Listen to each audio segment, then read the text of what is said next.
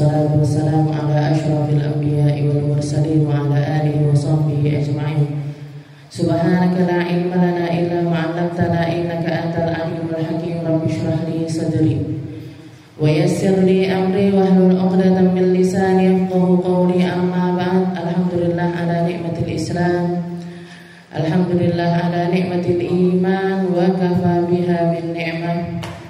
اللهم سلمنا لرمضان، سلم رمضانا لنا وتسلمه منا متقبلا. اللهم سلمنا لرمضان، سلم رمضانا لنا وتسلمه منا متقبلا. اللهم سلمنا لرمضان، وسلم رمضانا لنا وتسلمه منا متقبلا. Amma ba'd. Alhamdulillah, segala puji bagi Allah Subhanahu wa taala. Berlalu lebih dari setengah dari Ramadan kita. Alhamdulillah, segala puji bagi Allah Subhanahu wa taala yang menguatkan kita sampai hari ini, memberikan kita hidayah serta inayah untuk bersama-sama meramaikan, mengisi waktu-waktu kita di bulan Ramadan ini dengan berbagai macam ibadah, mulai dari puasa, interaksi kita dengan Al-Quran, keilmuan Al-Quran, serta zikir dan juga bacaan-bacaan ibadah yang lainnya. Mugi-mugi semuanya diterima sama Allah Ta'ala. Mugi-mugi menjadi penyebab kita melangkah menjadi hamba yang diinginkan oleh Allah Subhanahu wa Ta'ala, seperti yang Allah Ta'ala inginkan ketika kita berpuasa.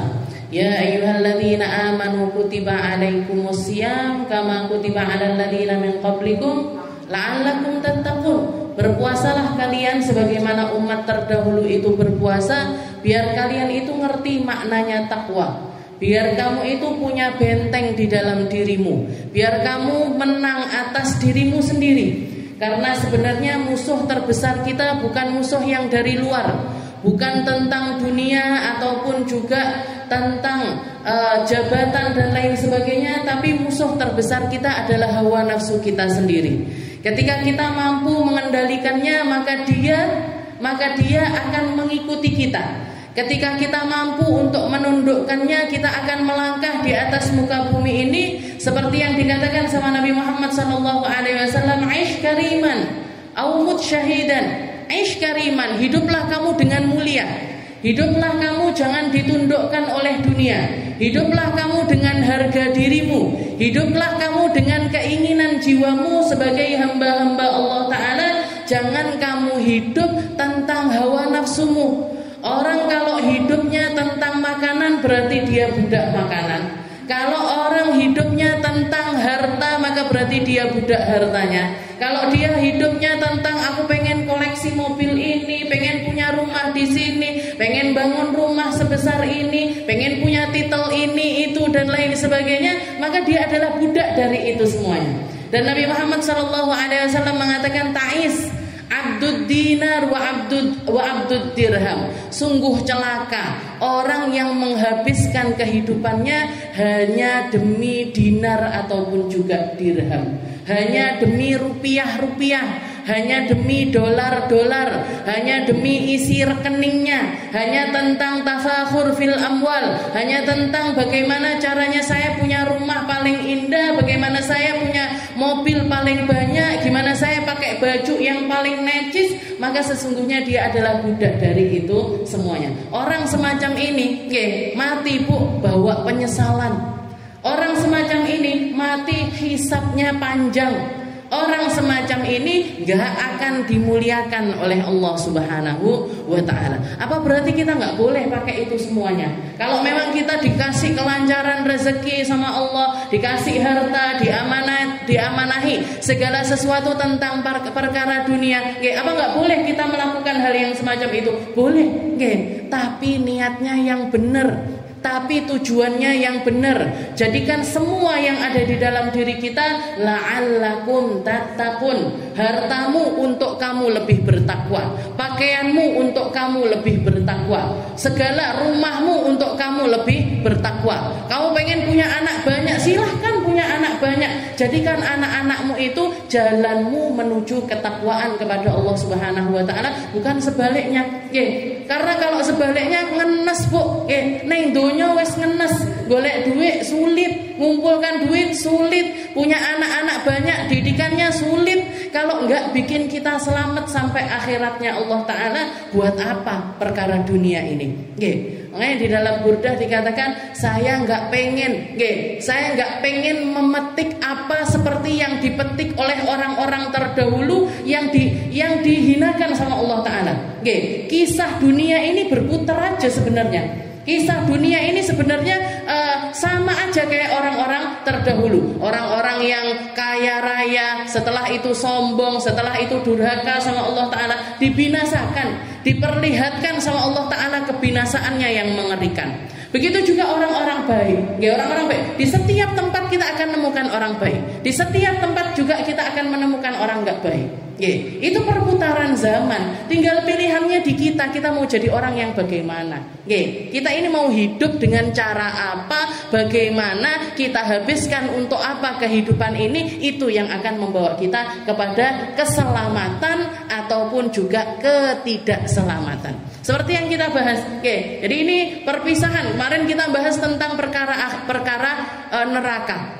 Karena Rasulullah juga mengatakan, innallaha khalaqan nar wa khalaqa laha ahlaha wa khalaqa amalun ya'maluha ahluha. Katanya Nabi Muhammad, Allah Ta'ala itu menciptakan neraka, setelah itu menciptakan penduduk neraka, setelah itu menciptakan amalan-amalan yang membuat orang ini masuk neraka. Begitu juga ketika Allah Ta'ala menciptakan syurga, Allah Ta'ala menciptakan untuknya penduduk syurga. Dan setelah itu Allah Ta'ala menciptakan amalan-amalan yang membuat orang ini masuk syurga.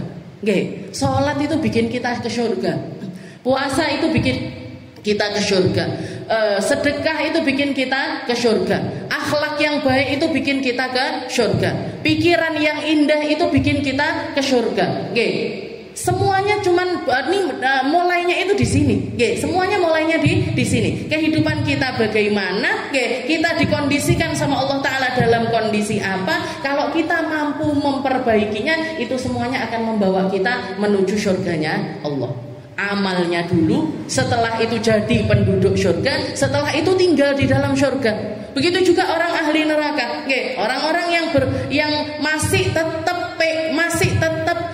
istiqomah, gak istiqomah tapi sebenarnya keburukan itu. Jadi istilahnya dia merelakan dirinya ada di dalam kubangan dosa, ada di dalam kubangan keburukan. Berarti dia sedang mengamalkan amalan yang bikin dia masuk neraka. Dia sedang melakukan amalan yang menjadi sebab dia ini jadi penduduk neraka dan akan tinggal selamanya di dalam neraka. Na'udzubillahi min dzalik. Itu sunnatullah, itu caranya Allah Ta'ala di dalam menjalankan keadaan dunia. Jangan lihat ini pagi ini kelompok kita ini kelompok kita pengen jalan menuju surga bareng-bareng. Ini apa akeh? Kalau dibandingkan yang di pasar, kalau dibandingkan di jalan, kalau yang dibandingkan sing layah-layah neng omah lemes, padahal udah setengah terakhir panggah lemes. Itu istilahnya bukannya kita anggap mereka berat. Mungkin mereka di rumah ya sholat duha, baca Quran dan lain sebagainya, melakukan pilihan amalan kebaikan yang lainnya. Tapi yang semacam itu porsinya kecil. Yang semacam itu porsinya sedikit. Karena memang seperti itu. Dikatakan Allah Ta'ala memerintahkan kepada malaikat ketika di mahsyar, ketika di mahsyar, wahai malaikat, rayuk mereka ke neraka, sisanya masuk ke dalam surga. Berapa ya Allah yang dimasukkan surga ini berapa? 1:1000. Yang 999 masuk neraka, yang 1 masuk ke dalam surga. Dan kita berharap yang 1 itu kita.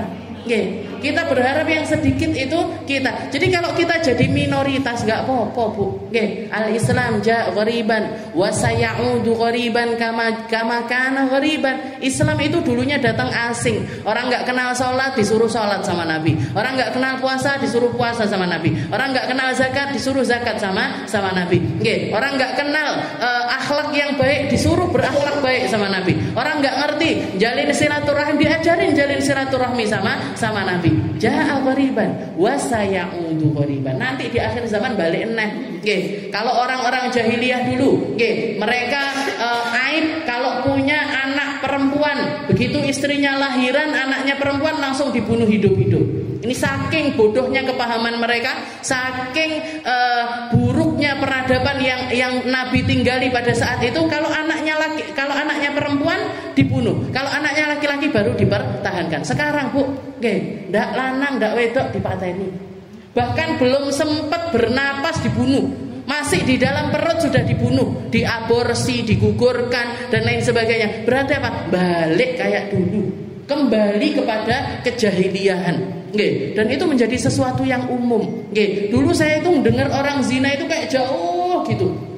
Ya nggak mungkinlah keluarga saya berzina, nggak mungkinlah orang-orang terdekat saya zina, nggak mungkinlah orang paham agama zina, nggak mungkin orang pernah nyantren zina. Realitanya, nggih, realitanya bagaimana sekarang kita lihat?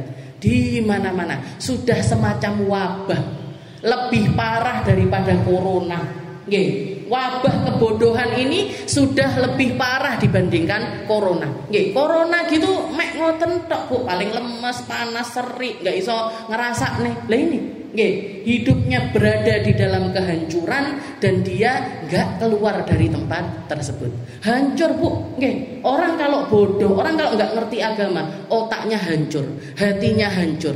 Nggih, jasadnya hancur. Dihancurkan oleh apa? Dihancurkan khamr, dihancurkan sama narkoba, dihancurkan sama perzinahan, yang pergaulan bebas, yang dari pergaulan bebas ini keluar namanya HIV, AIDS dan lain sebagainya. Nggih, Tulungagung ini kan parah sekali.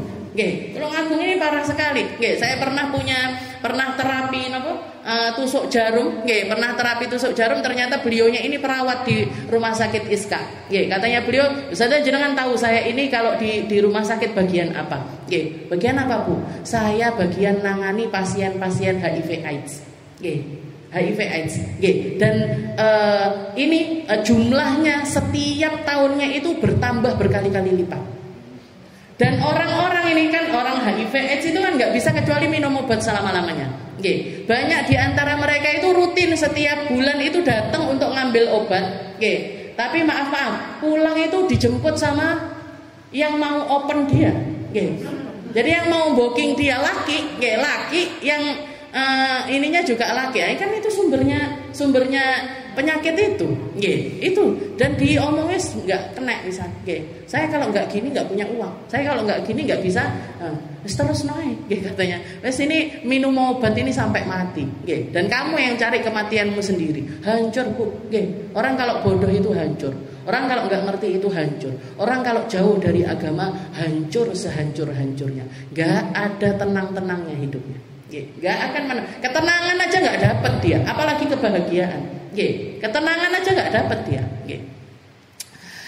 A'udzubillahi minasyaitonirrajim. Kita kemarin membahas tentang perkara neraka, tentang bagaimana Allah Ta'ala memperlakukan orang-orang yang ada di dalam neraka. Lit-taghina inna jahannama kanat mirsada lit-taghina ma'aba labithina fiha ahqaba la yadhuquna fiha bardan wa la sharaba illa hamiman wa ghassaqa jazaa'an wifaqa innahum kanu la yarjuna hisaba wa kadzdzabu bi ayatina kidzaba. Ini asal muasalnya orang yang paling pantas dimasukkan neraka oleh Allah Ta'ala. Kriterianya ini, ka'innahum kanu la yarjuna hisaba. Mereka menghabiskan seluruh usianya, mereka menghabiskan seluruh waktunya dalam keadaan tidak beriman kepada Allah. Innahum kanu la yarjuna hisaba jazaa'an wifaqa. Allah Ta'ala mengatakan, yang aku perlakukan orang-orang maksiat tak masukkan neraka, orang baik tak masukkan surga, itu jazaa'an wifaqa. Itu adalah satu satu balasan yang setara. Padahal kalau kita pakai nominal nggak setara, Bu. Oke, kita ini hidup di dunia pol-polan 60-70 tahun. 60-70. Kalau sudah di atas 70 bonus saya wis akeh.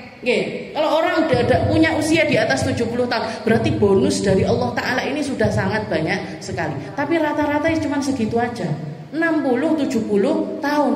Itu umur umatnya Nabi Muhammad Sallallahu Alaihi Wasallam. Kalau misalkan 70 tahun, orang dikasih umur 70 tahun, umur 10 misalkan dia itu dalam keadaan baliknya di usia 10 tahun, berarti kan ibadah cuma 60 tahun. 60 tahun ibadah dibales sama Allah Ta'ala surga selama-lamanya. Kalau pakai nominal nggak setara, Bu. Ini kayak kita beli barang harga 1.000, dikasih sama yang punya ini, dikasih sama yang punya ini bukan cuma satu barang tapi jutaan barang. Saya mau beli HP misalkan harganya 5 juta. Saya beli HP, saya punya uang 5 juta. Bukan dikasih satu HP, tapi jutaan HP yang diberikan kepada kita. Apa setara? Enggak setara, tapi Allah Ta'ala mengatakan jazaa'u wifaqa. Yang semacam ini setara bagi Allah.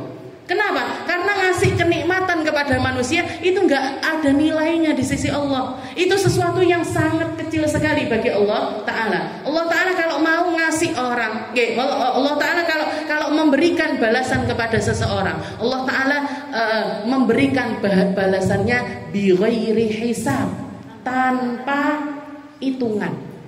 Ini saking dermawannya Allah Ta'ala. Saking dermawannya Allah Ta'ala memberikan tanpa batasan.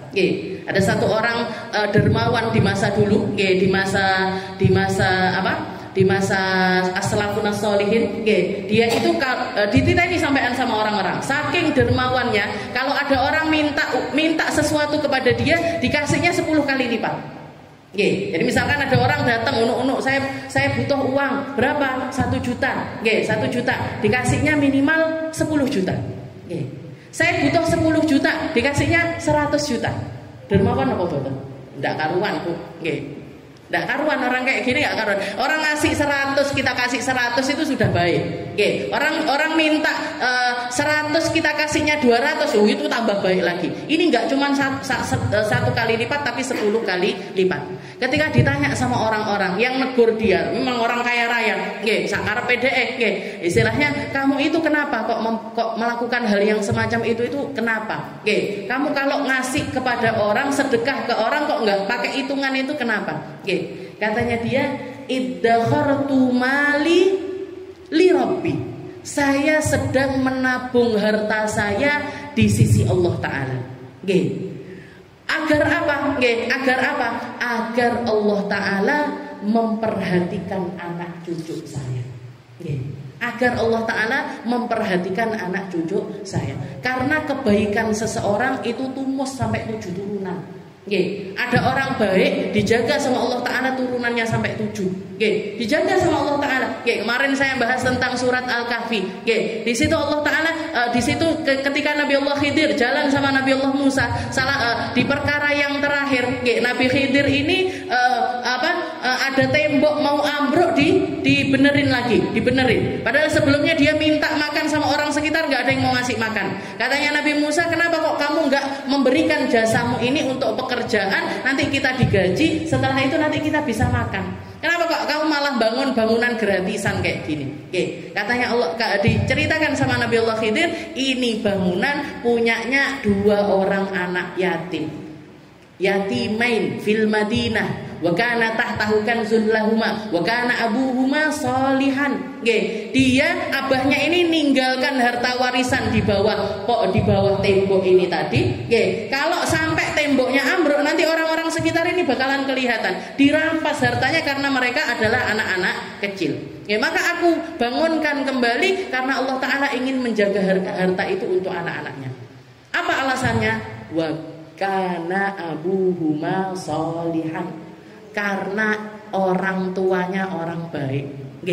Maka ketika kita baik, ketika kita jadi orang baik, ketika kita banyak beribadah, ketika kita banyak bersedekah, ketika kita melakukan sesuatu yang di situ sifatnya nyari perhatiannya Allah Ta'ala, kita ingin Allah Ta'ala memperhatikan keturunan-keturunan kita. Dan itu selalu seperti itu. Keburukan tumus sampai 7 turunan, kebaikan tumus sampai 7 turunan. Okay. Dikatakan di sini jazaa'u wifaqa innahum kanu la yarjuna hisaba wa kadzdzabu bi ayatina kidzdzaba. Nah, ini alasannya paling mutlak kenapa kok orang dimasukkan neraka sama Allah. Innahum kanu la yarjuna hisaba. Mereka ini orang yang lepas tangan dari aku. Mereka ini enggak ada pengharapan kepadaku sama sekali. Oke, mereka pengharapannya kepada orang lain. Mereka pengharapannya kepada yang nampak. Mereka berharapnya kepada harta. Mereka berharapnya kepada jabatan. Innahum kanu la yarjuna hisaba. Oke, di ayat yang lain Allah Ta'ala mengatakan al-yauma nansahum kama nasu liqa'a yaumihim hadza. Hari ini aku akan melupakan mereka karena mereka seumur hidup melupakan aku. Mereka enggak sujud sama sekali kepadaku. Mereka enggak taat sama sekali kepadaku. Aku akan melupakan mereka sebagaimana mereka seumur hidup melupakan aku. Ini kalimat syadid minallah. Ini kalimat yang luar biasa dari Allah Subhanahu wa ta'ala. Dan kita ini sebenarnya kalau mikir, kita ini apa kok sampai mengabaikan Allah? Kita ini kenapa kok sampai gak mau taat sama Allah? Kita ini kenapa kok sampai sebegininya untuk memperjuangkan kehidupan dunia, tapi betapa lalainya kita untuk perkara akhirat kita. Innahum la yarjuna hisaba wa kadzdzabu bi ayatina kidzdzaba. Dan mereka mendustakan ayat-ayatku secara penuh. Diomongi surga nggak percaya, diomongi neraka nggak percaya, diomongi adanya jembatan Sirat nggak percaya, dibilangi kalau nanti bakalan diperlihatkan buku-buku amal mereka masing-masing, di mana ketika membuka mereka akan mengatakan mali hadzal kitab la yughadiru saghiratan wala kabiratan illa ahsaha. Kitab macam apa ini? Tidak ada sedikit pun dari amalan saya kecuali ditulis di sini. Padahal itu buku karya kita sendiri. Kita yang bikin, Bu, kita yang nulis, Bu. Kita pagi tadi mau ngapain terserah kita. Kita siang nanti mau ngapain terserah kita. Kita mau makan apa terserah kita. Kita mau ngomong apa terserah kita. Kita yang nulis sendiri, kita sendiri yang kaget ketika membukanya. Mali hadal kita la yuqadir saghiratan. Yang banyak baiknya bakalan gembira, yang banyak buruknya nepuk-nepuk kepala. Yo ngalah. Kenapa dulu aku? Kenapa dulu aku? Bagaimana ceritanya kok sampai seperti itu? Kita yang bikin karya itu. Jadi penulisnya, autornya kita sendiri. Yang bagian nyatet, sekretarisnya malaikat ini. Rokib Atid ini. Oh guyu, nengok sana, nengok sini, cengengisan sana, cengengisan sini, ditulis kabeh, gitu, ditulis semuanya, Bu. Itu hasil karya kita. Nas'alullah assalam, minta selamat sama Allah Ta'ala. Innahum kanu la yarjuna hisaba wa kadzdzabu bi ayatina kidzdzaba wa kulla syai'in ahsaynahu kitaba. Apa mereka enggak sadar kalau mereka ini dijaga sepenuhnya sama Allah Ta'ala? Semua catatannya lengkap, sekretaris, malaikat-malaikatnya Allah Ta'ala enggak pernah lelah di dalam mencatat amal-amal kita. Mencatat amal kita itu enggak pernah capek mereka. Dan enggak pakai sip-sipan. Jadi enggak perlu nanti gini ya, tadi dia gini enggak pakai. Itu selalu membersamai. Wa kullu syai'in ahsaynahu kitaba fadhuqu falan nazidakum illa adzab. Kalau kamu sampai masuk neraka, silahkan nikmati neraka. Fadhuqu. Silahkan nikmati aja itu neraka. Nikmati apa yang kamu panen dari perbuatanmu. Kamu berzina, tak azab dengan azabnya orang zina. Kamu enggak sholat, tak azab kamu dengan azabnya orang enggak sholat. Kamu enggak zakat, tak azab kamu dengan azabnya orang yang enggak berzakat. Fadhuqu falan nazidakum illa adzaba. Dan itu adalah sesuatu yang sifatnya akan selalu bertambah. Jadi kriterianya alam akhirat, kriterianya alam akhirat itu selalu naik, selalu bertambah, selalu bertambah. Kalau sudah masuk di dalam azab, hari per hari bukannya berkurang, tapi nambah terus. Nggih. Kenapa? Sesuai. Mereka hidup di dunia juga semacam itu. Nggih, lupa lagi, maksiat lagi, tergelincir lagi. Nggih. Sesuai dengan sebagaimana juga orang baik kan semacam itu, rolling terus. Nggih. Hari ini ketemu subuh, salat subuh, besok ketemu subuh, salat subuh lagi, besok ketemu subuh lagi, salat subuh lagi. Nanti hari per hari kita sholat, hari per hari Ramadan kita puasa, hari per hari kita Ramadan bayar zakat, sedekah, tarawih, naik terus, nambah. Sebagaimana hidup di dunia ini nambah. Orang baik nambah terus kebaikannya, orang buruk nambah terus kulaan keburukannya. Fadhuku falan nazid. Di akhirat juga semacam itu, Bu. Ditambah terus. Orang kalau masuk surga ditambah kenikmatan surganya. Kita metik buah surga satu, tumbuh langsung dia. Tumbuh langsung dia dengan buah yang lebih baik daripada yang kita petik. Nanti kita petik lagi, tumbuh lagi dia dengan buah yang lebih baik lagi. Terus seperti itu. Badan kita tambah hayu, bentino tambah hayu. Bentino tambah hayu. Bojone tambah ganteng. Jadi kalau sekarang punya suami kayak apa, dinikmati aja. Brewokan wis bene gini. Sementara yang kayak gini sementara. Muga-muga sampai surga dadi ganteng nanti. Disyukuri aja. Disyukuri aja. Jadi istilahnya apa yang kita punya kita pakai untuk melakukan kebaikan dan istilahnya seperti itu. Wis entuke ngene jodone wis piye nek. Yang penting sama-sama bisa bawa ke surga. Kalau masuk surga naik lagi levelnya naik. Fadhuku falan nazidakum illa adzaban. Jadi ini yang dikatakan oleh Allah Taala. Setelah itu innalil muttaqina mafaza. Innalil muttaqina mafaza. Mafaza ini dikatakan penafsirannya para ulama mengatakan makanul fauz. Yang pertama artinya adalah sesungguhnya bagi orang-orang yang bertakwa itu disiapkan sama Allah Ta'ala tempat kembali yang menunjukkan kesuksesan mereka. Apa itu? Al-Jannah, surga. Makanul fauz, tempat ujung dari kesuksesan itu sendiri. Juga ada yang mengatakan yang dimaksud dengan mafaza adalah khalas. Khalas itu artinya selesai. Selesai urusan ibadahmu, selesai di dunia. Di akhirat nggak perlu ibadah lagi. Selesai urusan sholatmu, puasamu, zakatmu, selesai di dunia. Di akhirat kamu tinggal menikmati dari apa yang kamu lakukan. Jadi khalas, ada yang mengatakan khalas. Khalas, selesai urusan ibadahmu di dunia itu semuanya selesai. Makanya dikatakan ad-dunya darul amal. Dunia itu rumahnya orang beramal, tempatnya orang beramal. Akhirat sudah bukan lagi.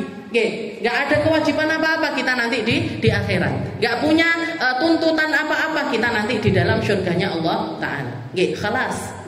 Ada juga yang mengatakan khalas minas sirat. Yang dimaksud kesuksesan adalah berarti orang ini terselamatkan ketika melewati jembatan sirat, gak tergelincir ke bawah sehingga mereka masuk ke dalam neraka, tapi nyampe ke surganya Allah Ta'ala. Innalil muttaqina mafaza. Yang sukses itu yang masuk surga, yang berhasil itu yang sampai ke surga. Yang ujung jalannya adalah ridhonya Allah Subhanahu wa Ta'ala. Jadi puncak dari kenikmatan di dalam surga adalah karena ketika orang masuk ke dalam surga, Allah Ta'ala yang mengucapkan salam penyambutan kepada para penduduk surga. Salamun qaulan min rabbir rahim. Telinga kalian akan mendengarkan ucapan salam dari Allah Subhanahu wa Ta'ala. Salamun. Salam kesejahteraan bagi kalian para penduduk surga. Kepada para penduduk surga, silahkan nikmati dari apa hasil jerih payah kalian. Capek jadi orang baik itu capek, jadi orang sabar itu capek, jadi orang gak marahan itu capek. Tapi ujungnya surga. Kalau kita motivasinya cuma tentang dunia, gak akan mungkin kuat. Orang kalau motivasi hidupnya adalah perkara dunia, gak bakalan kuat Bu hidup di dunia. Gak bakalan kuat hidup. Jangan istilahnya dengar, zaman sekarang ini kan tambah banyak orang bunuh diri. Yang bunuh diri ini nggak cuma orang nggak punya loh.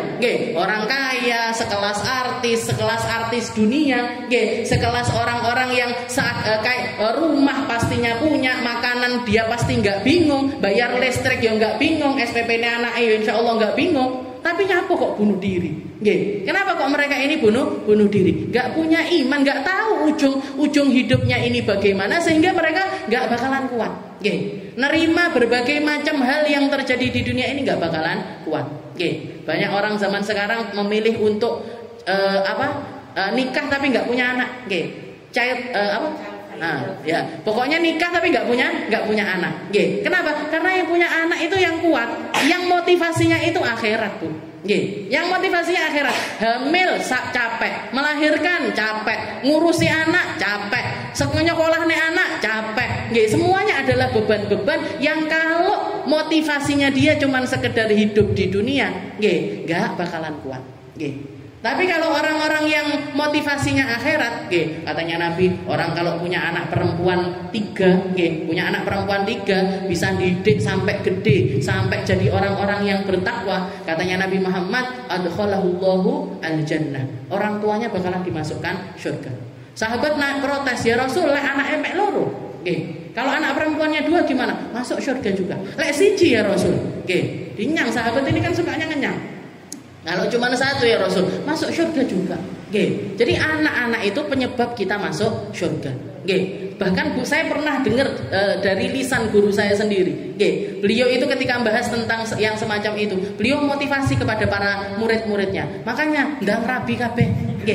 Ayo nikah semuanya. Nikah semuanya. Nanti biar punya anak banyak, dan merasakan juga rasanya kehilangan anak. Karena biasanya orang punya anak banyak, mesti salah satunya atau 2-nya diambil duluan daripada ibunya. Jadi malah mengharapkan punya rasa ketika hidup di dunia ini berpisah sama anaknya.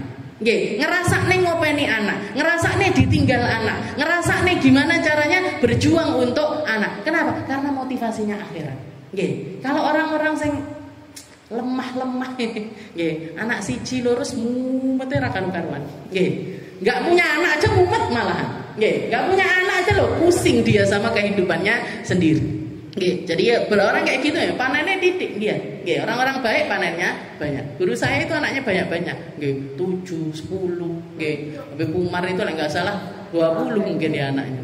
Banyak sekali. Tapi dadi wong apik-apik kabeh, ulama-ulama, para dai. Jadi innalil muttaqina mafaza.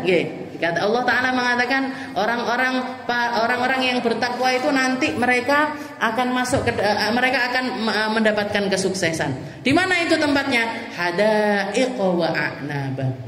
Tempat yang semacam taman-taman yang indah. Tempat yang semua yang ditawarkan itu fasilitasnya nomor 1. Tempat yang dimana semua yang ada di dalam tempat tersebut adalah keindahan. Yang enggak indah wes kaya kabeh. Yang enggak enak semuanya ditinggal di dunia. Kesedihan, kesumpekan, kekhawatiran, rasa sakit, rasa capek, semuanya ditinggalkan di dunia. Kamu tinggal menikmati kenikmatan yang ada di tempat yang indah tersebut. Hadaiq wa a'naba. Basatin. Hadaiq itu taman-taman yang indah. Wa a'naba, bahkan lebih spesifik lagi. Buah-buahnya itu banyak yang berbentuk semacam anggur-anggur. A'naba, pohon-pohon anggur. Hadaiq wa a'naba wa kawa'iba atsraba. Dan di situ juga disediakan sama Allah Ta'ala kawa'iba atsraba. Kawa'ib itu bidadari yang atsraba. Atsraba itu artinya semuanya setara. Maksudnya gini, jadi orang sekarang kita hidup di dunia ini kan fisiknya modelnya beda-beda. Semua fisiknya modelnya beda-beda. Di akhirat apa enggak beda? Beda. Tapi ada di level yang sama. Kalau di dunia beda-beda semuanya. Ada yang dikasih tinggi sampai 2 meter, ada yang mek 140, nggih. Ada yang sampai mek 150, nggih. Ada yang tinggi sekali, ada yang pendek sekali, ada yang tengah-tengah, nggih. Ada yang dikasih sama Allah Taala kulit hitam sekali, ada yang tengah-tengah, nggih. Sawo mateng, sawo rodok mateng, sawo mateng banget, nggih. Sampai hitam kelai, istilahnya beda-beda, nggih. Muka juga kayak gitu, mata ada yang dikasih belok, ada yang dikasih sipit dan lain sebagainya, nggih. Bodinya ada yang digemukin, ada yang dikurusin, ada yang semacam-macam, nggih. Modelnya reno-reno. Tapi kalau di dalam surga nanti, nggih, yang disediakan perempuan surganya adalah kawaiba atsroba, nggih. Bidadari wis nggak mungkin nggak ayu, nggak mungkin, nggih. Kalau ada nggak ayu berarti bidadara.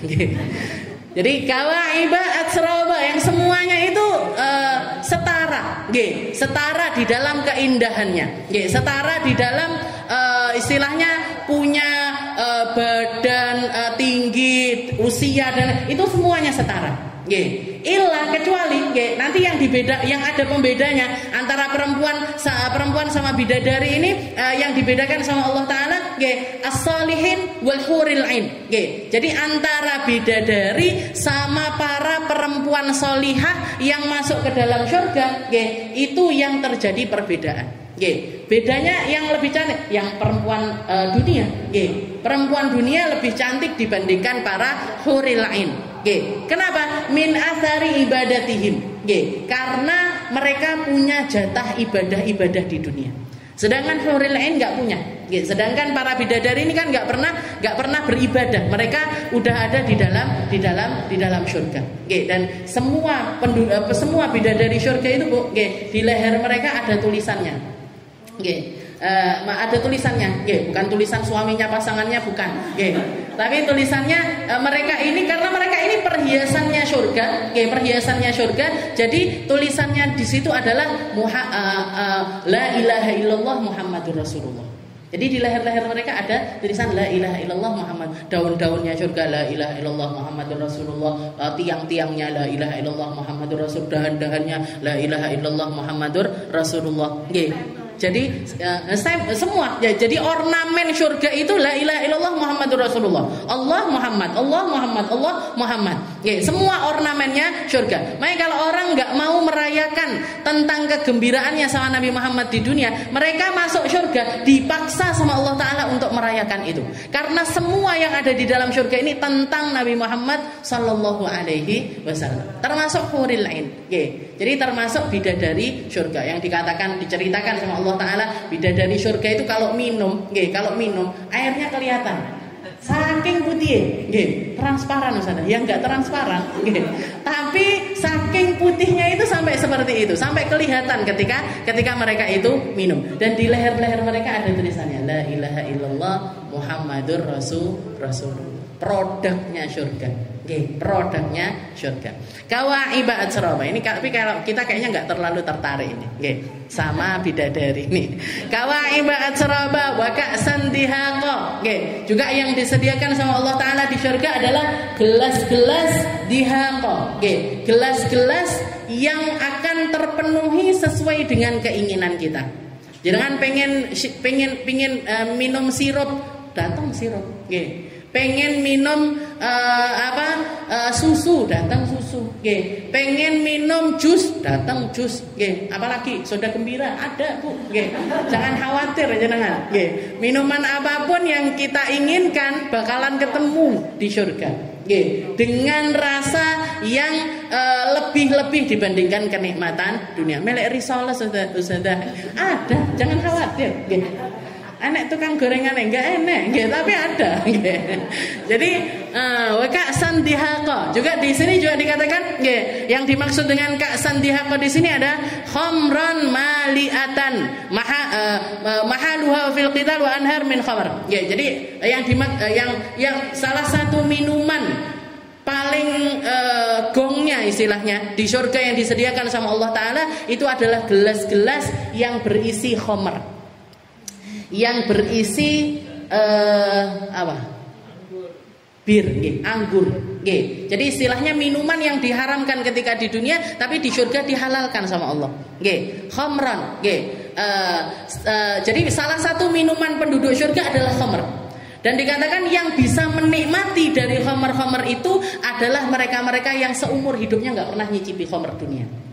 Orang yang nggak nyicipi khamr di dunia boleh minum khamr di akhirat. Tapi kalau sudah nyicipi di dunia, di akhirat tak boleh. Setahu awakmu. Silakan nikmati kamu di dunia, di akhirat gak dapat jatah lagi dari Allah Subhanahu wa taala. Cuman bedanya khamr dunia sama khamr akhirat, itu nggak mabuk, nggak bikin orang mabuk, nggak bikin orang pusing dan lain sebagainya. Nggak bikin yang semacam itu, nggak bikin. Kalau di dunia itu kan jadi salah satu hal yang bahkan dikatakan para ulama mengatakan umul kabair. Khamr itu ibunya dosa besar. Karena orang kalau sudah minum khamr otaknya hilang. Padahal otak ini, akal itu adalah pembeda antara manusia sama hewan. Kalau sudah diambil, kalau dia sukarela melepaskannya, orang sukarela melepaskan akalnya sendiri. Yang dilakukan kira-kira semacam apa? Semacam yang dilakukan binatang. Zina nggak malu, berbuat buruk nggak malu, bahkan sampai bunuh orang dan lain sebagainya, melakukan sesuatu yang di luar nalar. Makanya orang-orang mulia, bahkan yang dapat sama Allah Ta'ala kemuliaan Islam, banyak diantara mereka yang sebelum Islam pun sudah menghindari khamr. Kayak Sayyidah Khadijah, itu seumur hidup nggak pernah minum khamr. Walaupun beliau nikah sama Nabi usia 40. Nah berarti Rasulullah umur 25. Rasulullah umur 40 jadi Nabi. Sayyidah Khadijah berarti sudah umur 55 tahun. Jadi istilahnya sampai Islam itu datang, beliau menghabiskan 55 usianya di masa jahiliyah, tapi nggak tersentuh khamr sama sekali. Sayyidah Khadijah nggak pernah minum khamr. Sayyidina Abu Bakar nggak pernah minum khamr. Dikatakan beliau menceritakan, Sayyidina Abu Bakar ini cerita ketika beliau masih kecil, usia 10 tahun, 11 tahun. Orang-orang jahiliyah itu dulu khamr itu koyok banyu, Bu. Apalagi di negara yang dingin itu kan itu jadi penghangat badan. Jadi orang mabuk-mabukan di pinggir jalan itu biasa. Yang akhirnya berzina sampai di pinggir jalan itu banyak di masa jahiliyah tersebut. Dikatakan Sayyidina Abu Bakar ini keluar rumah, ngelihat ada orang mabuk-mabukan di siang hari. Jadi biasanya orang mabuk malam, tapi ini saking jahiliyahnya siang-siang ya bangga mendem. Mabuk dia minum khamr, dia. Setelah itu kebelet, maaf buang air besar, dibuka celananya langsung berak di pinggir jalan. Setelah berak, orang mabuk, diambil itu kotoran dimakan. Diambil kotoran dimakan. Katanya Sayyidina Abu Bakar, wallahi la amassu hadzal khamr. Demi Allah saya enggak akan pernah menyentuh minuman ini yang bikin orang hilang akal sampai makan apa yang keluar dari dirinya sendiri. Keburukan macam apa ini? Sehingga ketika sampai dewasa itu jadi traumanya beliau sampai beliau itu nggak pernah mau minum khamr. Mulai dari zaman jahiliyah. Wa ka'san dihaqa. Jadi bahkan bukan cuman gelas-gelas, sungai-sungai yang terbuat dari khamr. Arepe adus khamr silahkan. Mau jenengan keramas khamr silahkan. Tapi neng surga aja neng donya. Wa ka'san dihaqa la yasma'una fiha lagwa wala kidzaba. Ini saya bisa bayangkan. Jadi kalau yang ini Allah Ta'ala mengatakan penduduk surga itu nanti kalau di dalam surga la yasma'una fiha lagwa wala kidzaba. Telinga kalian enggak akan pernah mendengarkan omongan-omongan yang enggak perlu, omongan-omongan yang melalaikan, wala kidzaba, ataupun kebohongan-kebohongan. Istilahnya keburukan lisan macam apapun gak akan kita temukan di surga. Dunia ini, Bu, saya kalau ngelihat istilahnya kalau mau merasakan, dunia tanpa komentarnya orang julid kayak surga kayaknya. Dunia tanpa komentarnya manusia kayak wis dadi surga bisa. Yang paling banyak bikin orang sumpek ini kan omongannya orang, ya kan? Yang paling mempengaruhi kita, yang bikin kita sedih, yang bikin kita kepikiran, yang bikin kita ini capek, itu kan rata-rata omongannya orang. Anak mulai umur remaja, nggih, masuk umur 18, 19, katanya orang-orang, kapan nikah? Nanti sudah nikah, kapan duwe anak? Sudah punya anak satu, kapan nambah anak? Gak entek-entek, nggih. Gak entek-entek, gak selesai-selesai omongannya orang ini. Nggih. Nanti belum punya kerjaan, nggih, kok panggah nganggur ae to? Nggih. Nanti sudah punya pekerjaan, piro gaji? Mek sak ngono-ngono ae. Nah, omongannya orang ini luar biasa. Nggih, luar biasa. Jadi yang paling banyak berpengaruh, nggih, bikin kita sedih, sumpek dan lain sebagainya, ini omongannya orang. Nggih. Jadi ketika Allah Ta'ala mengatakan, "La yang semacam itu enggak kamu temukan di surga." La yasma'una fiha lagwan. Nggih. Berarti kita ngobrolin apa? Ngobrolin perkara-perkara yang manfaat. Nggih.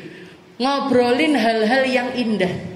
Ngobrolin kenangan-kenangan indah kita ketika dulu kita ada di alam dunia. Nggih, biyen dhewe ngaji yo, nggih. Masih yo bareng ngaji julitin orang. Nggih. Tapi julitnya itu selesai di dunia. Nggih. Yang tersisa adalah kenangan-kenangan indah di dunia. Ya dhewe biyen ngurusi konsumsi bareng, kita dulu mendekor bareng, kita dulu bikin acara halal bihalal ya, maulutan ya, ini itu. Nggih. Itu kenangan-kenangan ketika di dunia, nggih. Ini nanti bakalan diobrolin lagi di surganya Allah Ta'ala, tapi yang baik-baik toh. Yang enggak baik ditinggal sama Allah Ta'ala di dunia. Wa naza'na ma fi sudurihim min ghillin ikhwanan ala sururin mutaqabilin. Para penduduk surga nanti ketika duduk-duduk ngobrol-ngobrol saling berhadap-hadapan, di dalam hati mereka telah dicabut min ghillin ikhwan. Dari rasa benci sesama manusia itu sudah dicabut sama Allah Ta'ala. Oke, kita ketika masih di dunia pasti ada gesekan. Kita ketika masih ada di dunia pasti ada rasa-rasa nggak enak sama orang itu ada. Tapi ketika masuk surga itu sudah dicabut semuanya sama Allah. Wa naza'na ma fi sudurihim, apa yang ada di dalam dada mereka, apa yang ada di dalam hati mereka, ikhwanan. Mereka akan menjadi saudara-saudara yang penuh dengan keindahan. Ala sururin mutaqabilin, duduk adep-adepan kayak gini. Nggih. Makanya sebenarnya yang kita lakukan ini, kalau kita mau tahu, nggih, tempat di mana di situ akan jadi kenangan indah dengan tempat yang di situ nggak akan jadi kenangan indah, yang semacam ini aja sudah cukup jadi penandanya. Duduk adep-adepan. Nggih. Duduk nggak singkur-singkuran. Nggih. Enggak terus saya dibokongi, jangan ngadep sana, kan enggak, nggih, saling berhadap-hadapan. Nggih. Tapi kalau para penduduk neraka, jangan lihat, nggih, orang di neraka itu enggak diizinkan duduk sama Allah. Berdiri terus. Diazab dalam keadaan berdiri. Kecuali kalau azabnya itu istilahnya bikin mereka itu mengharuskan mereka untuk duduk. Nggih, baru didudukkan sama Allah. Tapi kalau enggak, ngadep terus. Jangan lihat itu tempat-tempat maksiat, orang banyakan berdiri apa duduk? Berdiri, joget-joget, nari-nari dengan nuansa yang semacam itu. Ya itu sudah cukup jadi penanda kalau yang mereka lakukan itu bakalan mereka lakukan lagi nanti di akhirat. Tapi di dalam nerakanya Allah, na'udzubillahi min dzalik. Jadi la yasma'una fiha lawan wala kidzaba. Nggih, iki tak lho Bu, nggih. Jenengan jadikan pakem jadi motivasi masuk surga. Nggih. Omongane wong kok keri, nggih. Julit-julitannya orang. Nah, nanti ketinggalan di dunia. Saku kan milik mlebu surga. Nggih, sing ngene-ngene enggak penting. Nggih, yang semacam ini enggak penting untuk mempengaruhi kehidupan saya, untuk mempengaruhi pikiran saya, untuk mempengaruhi hati saya. Nggih, enggak penting. Omongannya orang itu enggak penting sama sekali. Nggih. Itu saya prinsipnya semacam itu. Nggih. Jadi kita ini jalanin hidup, Allah yang menentukan hidup. Wong liya sing komentar, nggih. Tapi nggak ada orang yang lepas dari komentarnya manusia. Kenapa? Karena memang dunia ini tempatnya amal, dan salah satu hal yang harus kita lakoni adalah istilahnya bersabar atas setiap komentar-komentar tersebut. Tapi neng surga ndak. La isma. Jadi no ghibah, no namimah, nggih, no dusta. Gak ada lagi provokasi, gak ada lagi hoax, gak ada lagi fitnah-fitnah, gak ada lagi. Semuanya ditinggal di dunia. Yang masuk ke dalam surga orang-orang yang hatinya sudah lepas dari itu semuanya. La yasma'una fiha lagwa wala kidzaba.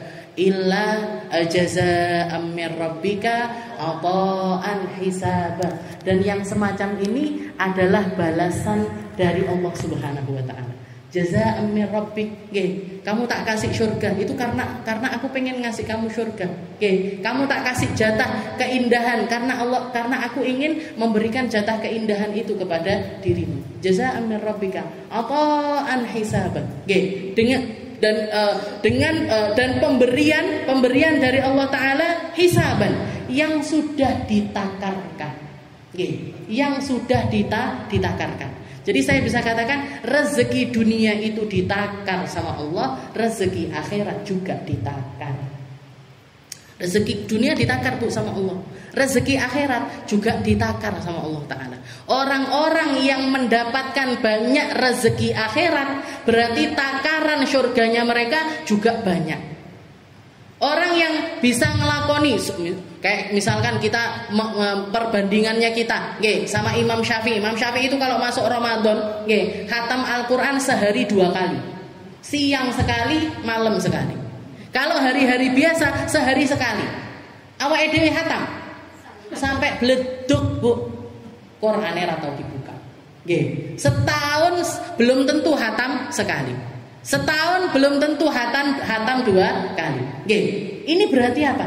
Mereka orang semacam Imam Syafi'i ini dapat jatah akhirat banyak.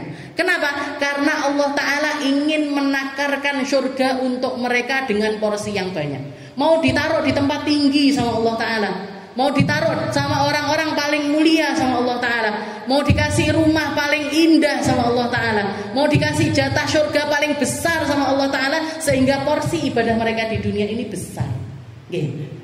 Jadi ata'an hisabah. Jadi perhitungannya Allah ta'ala. Allah ta'ala ngitung-ngitung bu, dunia ini dihitung-hitung sama Allah, di akhirat juga Allah ta'ala ngitung-ngitung. Orang yang dikasih jatah akhirat banyak, berarti Allah Ta'ala ingin memuliakan dia setinggi-tingginya. Pengen memuliakan dia setinggi. Dan orang-orang yang sadar atas hal tersebut, berpaling darinya perkara dunia ini terasa gak penting lagi. Seperti ketika Rasulullah ketemu sama satu anak muda, umurnya 17 tahun, namanya Harithah. Ditanya sama Nabi di dalam masjid, ditanya sama Nabi, "Kaifa asbahta ya Harithah?" Bagaimana pagimu ini? Bagaimana kamu wahai Harithah? Katanya Harithah dengan perasaan bangganya dia mengatakan, "Ya Rasul, asbahtu mu'minan billahi haqqo." Ya Rasul, saya pagi ini merasakan keimanan yang memenuhi seluruh tubuh saya kepada Allah Ta'ala secara hak. Ditanya lagi sama Nabi, ya Harithah, likulli kalimatin burhan. Wahai Harithah, setiap kalimat butuh pembuktian. Kalau nggak ada buktinya, itu namanya omong doang. Kamu ngomong kamu ahli sholat, tapi sholatmu keter. Kamu ngomong ahli sedekah, tapi sedekahmu keter, kan bohong berarti. Kamu ngomong punya ilmu, tapi ternyata dilihat gak punya ilmu sama sekali, kan omong doang. Orang ngomong itu gampang, ngelakoni sing angel. Ngelakoni yang sulit. Katanya Nabi, setiap kalimat butuh bukti wahai Harithah. Fama haqiqatu imanik, maka apa bukti dari keimananmu wahai Harithah? Maka Harithah mengatakan, ya Rasul, wallahi demi Allah ya Rasul, ka'anni ara ilal arsyillahi barizan. Saat saya ini sekarang ini ya Rasul, di usia 17 tahun saya ini, saya seakan-akan mampu melihat ke arsy-Nya Allah Ta'ala secara nyata. Wa ara ahlul jannah fil jannah yatana'amun, wa ara ahlan nar fin nar yu'adzabun. Saya kayaknya ngelihat orang surga, penduduk surga lagi menikmati kenikmatan surga. Dan saya kayaknya ngelihat neraka, penduduknya neraka sedang diazab sama Allah Ta'ala. Wa yusawi indiya adzahabuha wa madaruha. Dan saya kalau diperlihatkan antara kerikil sama emas podo ya Rasul. Podo, kerikil sama emas sama bagi saya ya Rasul. Kita sing ungu karo sing abang dari jarak 100 meter wis ketok. Ini duit biru, oh berarti 50.000. Duit abang berarti 100.000. Dan kalau dikasih antara 50 sama 100 beda. Rasanya di dalam hati, kok mek semene. Nah, jadi berarti ini orang-orang ahli iman ini katanya enggak sama aja ya Rasul, antara emas sama kerikil ini bagi saya sama aja. Nggih. Saya ngeluarin emas kayak ngeluarin kerikil. Nggih. Saya ngeluarin emas sama aja kayak saya ngeluarin kerikil. Nggih. Setelah itu Rasulullah mengatakan ya Harithah, nggih, wahai Harithah, Kak ya gulam, wahai anak muda, nggih, yang kamu rasakan itu adalah sebuah kebenaran. Fadzalika, nggih, yang semacam itu falazim, maka teruslah jadi hamba yang semacam itu. Setelah itu Rasulullah mengatakan kepada yang lainnya, huwa rajulun, Harithah ini rajulun nawwarallahu qalbahu bil iman. Allah Ta'ala adalah seorang anak muda yang hatinya sudah dibercahayai oleh Allah Subhanahu wa Ta'ala. Setelah itu Harithah mengatakan, ya Rasul, ud'ullaha li bisyahadah. Ya Rasul, saya mau minta doa. Doa apa wahai Harithah? Doakan saya agar saya mati syahid. Satu-satunya tujuan hidup saya, keinginan yang saya inginkan ya Rasul, saya pengen ketika saya ikut peperangan bersama jenengan, nanti ada anak panah yang melesat langsung nusuk jantung saya, mematikan saya seketika itu juga. Mintakan sama Allah Ta'ala, doakan saya agar saya mendapatkan hal itu ya Rasul. Didoakan sama Rasul. Allahumma ya Allah, berikan kepada Harithah ini kematian dalam keadaan syahid. Umur 17 beliau minta doa sama Nabi, umur 18 beliau ikut perang sama Nabi, dan di tempat di mana beliau menunjuk jantungnya untuk ditusuk dengan anak panah, di tempat itu juga lah ada panah melesat langsung nusuk jantungnya, beliau mati seketika. Tinggal ibunya Harithah datengin Nabi. Ketika setelah dengar kabar wafatnya Harithah, datengin Rasul. Setelah itu mengatakan, ya Rasul, ainal Harithah? Ya Rasul, Harithahku mana ya Rasul? Katanya Rasulullah, isbiri ya ummah. Sabaro kamu, anakmu sudah meninggal, bersabarlah diri. Diulang lagi sama ibunya Harithah, aina waladi ya Rasul? Anak saya mana ya Rasul? Harithah saya mana ya Rasul? Ya ummah isbiri, wahai ibu, sabar kamu harus sabar. Diulang sampai 3 kali. Ya Rasul, ainal Harithah? Mana Harithah ya Rasul? Ya ummah, wahai ibu, anakmu sudah meninggal, anakmu mati dalam keadaan syahid, mati dalam keadaan terhormat. Kenapa kamu kok sampai semacam ini? Kenapa? Katanya ibunya, ya Rasul, laisa dzalika masa'altu. Bukan itu yang saya tanyakan, bukan tentang kematian. Kalau kematiannya saya sudah tahu ya Rasul. Saya ingin memastikan tempatnya dia di surga ini di mana ya Rasul? Aina huwal an? Di mana dia sekarang ya Rasul? Kalau dia ada di dalam surga, saya akan bersyukur kepada Allah Ta'ala dan saya nggak akan pernah mengenangnya lagi. Karena dia sudah ada di tempat yang indah. Tapi kalau misalkan dia ada di dalam neraka ya Allah, saya akan bersedih seumur hidup saya atas kematian Harithah. Setelah itu Rasulullah mengatakan, ya ummah, wahai ibunda dari Harithah, inna lillahi jinanun katsira. Allah Ta'ala itu punya surga bukan cuma 1 lapis, tapi 7 lapisan.